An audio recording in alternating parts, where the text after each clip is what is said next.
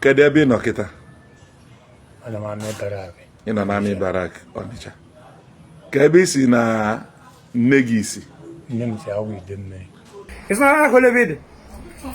20 years. Ndewonu ụmụnne m ndị Igbo ndị ọma njem ọnụ, ekelekwa m unu. Ebe nsi ewetara unu ozi a bụ n'ụlọ ozi ndị sim.si ha asịrị FM.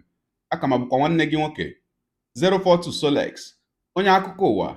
Ihe onyonyo abụọ ị ga-ahụ n'iru ebe a na-egosi ụmụnne anyị abụọ ndị na-efu efu, otu nwoke na otu nwaanyị, ma ha abụọ bụkwanụ ebe dị iche iche ka a nọ wee nweta ha. Nke mbụ na ya bụ ihe onyonyo bụ nwata nwaanyị a ị na-ahụ ebe a, onye nke kọwara onwe ya dịka Onyinye Eze, onye nke ahụrụ na steeti Lagos. Ewejụọ ya kedu ebe o si, ọ na-akọwa na ya bụ onye obodo Nsụka na steeti Enugu. A na-ajụ ya kedụkwana ihe gara na steeti Lagos wee mee. Ọ sị na o nwere enyi ya si ya bịawa na Lagos, na o nwere ebe a chọtara ya ọrụ ebe ya ga na-asa efere, ya bịawa Lagos. O wee gbaranụ wee ruo na Lagos. Ọ sị na ya kpọwazie akara ekwentị ya bụ enyi ya, onye nke si ya bịa, na ọ naghị azazi oku ekwentị ya na-akpọ ya, ọ naghị epikizi kọlụ ya ma sụọ ya n'olu bekee makwa n'olu ngili Igbo. O wee sị na o mechara wee nwetakwanụ ọrụ ebe ọzọ, ebe a na-akwụ ya 1,000 naira kwa ụbọchị, bụ 1,000 naira per day. Mana ọ sị na nsogbu kacha nsogbu o nwere ebe ahụ abụghị ego ole a na-akwụ ya, kama ebe e nyere ya ebe ọ na-arahụ. O wee na-akọwa na ụmụ ikorobịa jupụtara ebe ahụ etinyere ya n'ụlọ ka ya na-ehi, ma kwa abalị ọbụla ha bụ ụmụ ikorobịa nọ ebe ahụ, ụfọdụ n'ime ha na-achọ ịbịa wee dinaa ya. Mana ebe ya bụ okwu nọ na-edochaghị m anya bụ na ya bụ nwata nwaanyị, dịka a jụrụ ya afọ ole ka ị dị, ọ sị na ya dị afọ 20, bụ 20 years. A na-ajụ ya sị ya kedu akụkụ Nsụka isi, kedu aha ezinụlọ gị, o nweghị ihe ndị ahụ niile ọ zanwuru. Ogologo kwa dị mmanụ ka mgbede, ya mere buru oche kpụdobe nso ma nọrọ ala ka anyị nyere anya na ya bụ ihe onyonyo, ma nụrụ n'olu ya bụ nwata nwaanyị dịka a gbara ya ajụjụ ọnụ. Ya mere a sịla na Solex sị kama lere onyonyo ya. Isa ha abogan Onyinye from when mishi Isigun Ishin Saka side when Saka Ema sa Ishin Saka Iji abịa Lagos mgbe ebu na gịnị mere onye aga sịrị na ọbịa gbasara fe Lagos ọ ma ọ gwara gị enyi ese na ha bụ Onyinyechi ma Ashin Saka mmesi m na-ajụ ya sa ede Saka oshi ma ama sa ede Saka oshi. Ma mgbe ọ sị na ọnya nere ego moto sa bịara ebe asara fe Lagos, ma ọ ma sa bịa asara fe Lagos now na amaghị m sa ede Lagos ọsụ na ashishi now na mgbe ọ na-ajị na n'onwe mgbe ọ nọ ma ọ sị na mgbe ọ nọ na anafia 1000 mega na afia adịghị oyi.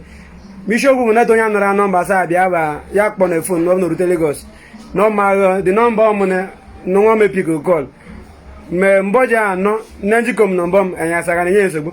It's not Akolebide. 20 years. Enye na the 20 years.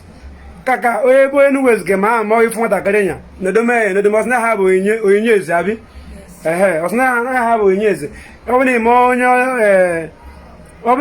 ọ bụ na enwe kefuma vidio nye eme onye ọ bụ kaka ke ime ka eriche famili ka atama ete ego ka ma saịdị oshi laja na laja na nwee mma te saịdị ọ bụ tele ọ bụ onye ego moto kọlatara sham na ama m te saịdị oshi ama m te kobe Enugu Ezike kobe oshi ka Nsụka bụ oshi. Ịghọta ma kaka onye mara onye nwatakịrị ya bụ ka ma nọ nọ m nso kemikechi ya moto kọlatara ka nya asara ha bịara mbe ya na ana mụọ m na ọbasha ụba kpọtara ka ọ bịa gbara ihe na ọnata ngọdụ nwanne nweta dị nọmba dị pesin na ama m ka esi erichi dị pesin kpọrọ anara nọmba ka ọ bịawa nọdana ka uche na ha magwara nọba fere na-akwụnata ụgwọ moto ji abịa mabe mesi nsọ m na onwe jụrụ esa nwe ama m ka ọ sị na ọ dịsi ebe abịa Lagos mbe ma nwee ma ka ọ nọgara 20 years bụ ọ dị kaka marụ ka ọ ya abụ ka enwe ike nwetete nwatakịrị ya mbụ ochi efu mara ifie kaka akọwama maọbụ riche ya tomi ka ma ka ya eshi ha kpọlatara ụlọ ka na amaghị m ka ya eshi jeke eyeshi mee jeko like this enyi abịa nwatakịrị nke ya na ọbịa nọ na mkpu njikọ m nọ ma njikọ m ọmụ na ya asaka ka na-eme ka ya jekwume ma anụ nwee na-akate aka ma onye ọ na-agwa achọghị oge nchi kaka marụ mgbe oshi kaka ka ọma ka ama ka ya alata Enugu ezukọ m. ọkwa ikirichala ya bụ ihe onyonyo awekwa na obere ihe anọ m na-ekiri ya bụ ihe onyonyo na-ajụ onwe m sị kedu nke bụ na nwata nwaanyị nwa agbọghọbịa ọ bụghịzi nwata nwa agbọghọbịa dị afọ 20 a 20 years old girl amaghị aha obodo ya nọ ihe ọma nnọọ bụ na ya bụ onye Nsụka ọ maghị akụkụ Nsụka o si ọ maghịkwanụ aha ezinụlọ ya o nweghị ihe ọbụla a jụrụ ya ọ ga-eji akọwali onwe ya ka aghọta ebe o si wee na-ajụ onwe m sị ọ pụtara na ya bụ nwata nwaanyị n'eziokwu na ọ maghị ihe ndị ahụ niile a na-ajụ ya chachacha ka ọ pụtara na ọ chọghị ikwu ka ọ ga-abụ na o nwere ihe ọ gabigara nke metụtara ya n'ụbụrụ isi o wee chefuchaa ihe niile ọ mara mana nke ọbụla ọ bụ ihe kacha mkpa bụ biko nyere m aka tụsa ihe onyonyo a ka ezinụlọ ya bụ nwata nwaanyị hụ ya ma mara ebe ha ga-achọje nwa ha. Ihe onyonyo ọzọ anyị ga-enyo anya na ya bụ nke gbasara nke nwoke a ị na-ahụkwa ebe a bụ ihe onyonyo si n'obodo Ọnịcha wee pụta na ogbe ndị ọrụ agha obodo Naijiria nke ama dịka Army Barrack n'obodo Ọnịcha.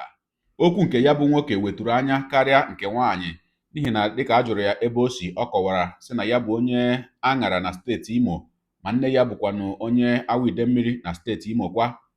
Mana ụfọdụ ajụjụ ndị ọzọ a na-ajụ ya azịza ya adịzie ka ọ na ọ nọchaghị maka o nwere mgbe a jụrụ ya kedu aha obodo gị na mbata Aṅara o wee kpọọ aha ọ kpọrọ ajụkwa ya kedu aha ezinụlọ gị o wee kpọkwasịkwa otu aha ahụ ma mgbe a jụkwara na ya kedu aha ụmụnne gị o wee malite gụwa gụọ onye nke mbụ gụọ onye nke abụọ gụruo mmadụ 5 o wee bụrụ na ọsọsọ aha ụmụ nwaanyị ka ọ kpọrọ ewee jụọ ya sị ya ọsọsọ gị bụ nwoke eji n'ezinụlọ ọ sị ee ogologo kwa dị mmanụ ka mgbede ya mere ka anyị nyewekwa anya n'ihe onyonyo nke ahụ ka m pụtakwanụ. Gịnị bụ afa gị? Afa mbụ Nnamdi Aṅawụsị. Onye ebee ka ị bụ? Abụ m onye Aṅara ọrụ m redio m Ọnịcha road. Kedu ebe ị nọ kịta? Ana m Army Barrack. Ị nọ na Army Barrack Ọnịcha. Ka ebe ị si na nne gị si? Nne m si Awidemmiri. Kedu afa be ha na Awidemmiri? Ekwubeghị eze. Kedu afa be nne gị na Awidemmiri? Afa be nne m na afa be nne gị? Okorogwu. Okorogwu. Be Okorogwu a dị nso na Ekobahaeze. Yes sir.